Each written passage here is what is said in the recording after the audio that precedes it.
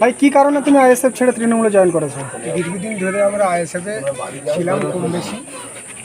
এখন আমরা নিজেদের ভুল বুঝতে পেরে আমরা আবার আমাদের ভূমিপুত্র বাহারুল সাহেব এবং রিন্টুদার হাত ধরে আমরা এই আজকে আমাদের ফুলবাড়িতে যে সমস্ত নূর আলম যিনি আইএসএফের প্রার্থী ছিলেন, ভোটের দিন যে অশান্তির পরিবেশ তৈরি করেছে এবং গত নৌসাদ সিদ্দিকী গত 3 বছর ধরে ফুলবাড়ির মাটিতে প্রতিটা মুহূর্তে অশান্তি তৈরি করেছে, সেই অশান্তি থেকে আজকে সেই অশান্তির একদম নিরসন এবং যে সমস্ত আইএসএফের যে সমস্ত নেতৃত্ব যারা আমাদের মিন্টু থেকে শুরু করে শরীফুল থেকে শুরু করে এখানে যারা আছে আমাদের গণি চাচা থেকে শুরু করে যারা এখানে শাহজাহান থেকে শুরু করে যারা আইএসএফে যারা নেতৃত্ব দিত তারা সকলেই আজকে এখানে জয়েন করছে তৃণমূল কংগ্রেসে।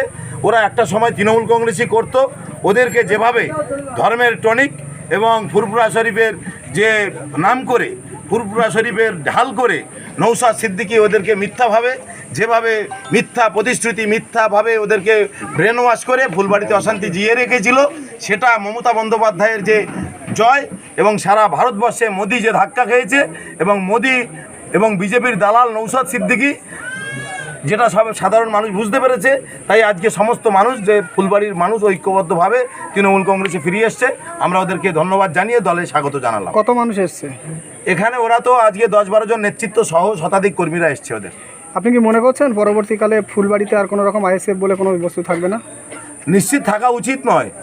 যা দেখুন, একটা জিনিস হচ্ছে কিছু বেঈমান কিছু গাদ্দার যারা থাকে, যারা নির্বাচন পরবর্তী পরিস্থিতিতে এসে গা মিলিয়ে দেয়, কিন্তু ভবিষ্যতে আমরা চাইব যারা মমতা বন্দ্যোপাধ্যায়ের উন্নয়নকে মাথায় রেখে এবং শান্তিকে মাথায় রেখে বিজেপির বিরুদ্ধে যে সাম্প্রদায়িক শক্তি বিজেপির বিরুদ্ধে লড়তে পারে একমাত্র মমতা বন্দ্যোপাধ্যায়, সেইটা বুঝে যদি তারা আসে তাহলে তাদেরকে অবশ্যই ওয়েলকাম।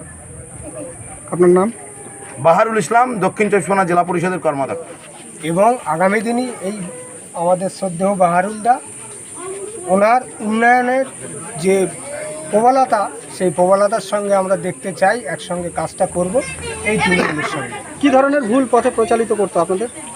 দেখুন, যেটা ব্যক্তিগত একটা মডিফাই করা হয়েছিল সেটা ব্রেন ওয়াশ করে যেভাবে হয় হোক, সেটা তাদের ব্যক্তিগত। আমরা মত বদলাতে, মানুষ হিসেবে মত বদলাতে একটা সময় থাকে, একটা সময় মত বদলে গিয়েছিল।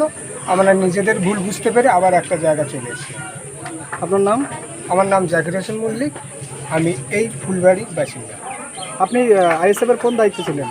আমি আইএসএফের বুথ সভাপতি 267। 267 বুথ সভাপতি ছিলেন? হ্যাঁ, জি। আপনারা কতগুলো মানুষ জয়েন করলেন? আমরা বর্তমান সময় যারা নেতৃত্ব ছিলাম কোর কমিটি 12 থেকে 14 জন, এবার এদের পিছনে 150 জন এক্ষুনি আছে। 100-150 জন আছে।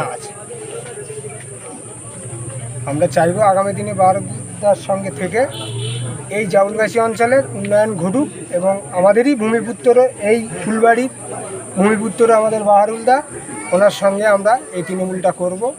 এখানে মেম্বার আছে আমাদের, মেম্বার দিয়ে একটা বলবো।